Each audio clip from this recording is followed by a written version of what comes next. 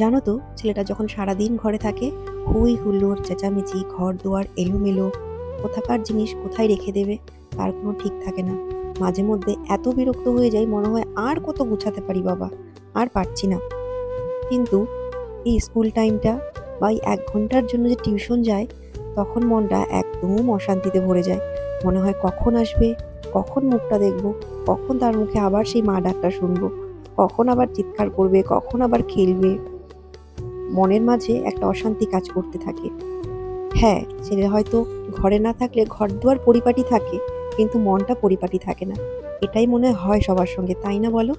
তোমরাই বলো, তোমরাও কি এটা ফিল করো? আমি কিন্তু ফিল করি। তাই আজকে সন্ধ্যাবেলাও ঘরদুয়ার গুছিয়ে ভাবলাম যে একটু মুভি দেখব। তাই ল্যাপটপটা বের করে নিয়ে চা বানিয়ে নিয়ে আসলাম মুভি দেখার জন্য। হ্যাঁ, কিছুক্ষণ দেখতে পেরেছি মুভিটা। যেই মুভি দেখতে দেখতে 1 ঘন্টা পেরিয়ে গেল, আমার ছেলে চলে এলো। এসেই বলছে, মা আমি পড়াশোনা করে নিয়েছি, আমিও তোমার সঙ্গে দেখব। আমি অবশ্য ছেলেকে এখন আর স্ক্রিন টাইম দিই না, কিন্তু মাঝে মধ্যে এমন কিছু দেখতে দেই যেগুলো থেকে শিক্ষা পায়। আমি সেই সব ভিডিওগুলো সার্চ করে বের করে দিই, যে ভিডিওগুলো দেখলে ওর মধ্যে একটু আইডিয়া বা বুদ্ধি আসবে। আজকের মতো এই ভিডিওটা এখানেই শেষ করছি। এরকম ছোটখাটো ফিলিংস শেয়ার করতে আরও ভিডিও শেয়ার করবো তোমাদের সঙ্গে। আজকের জন্য টাটা।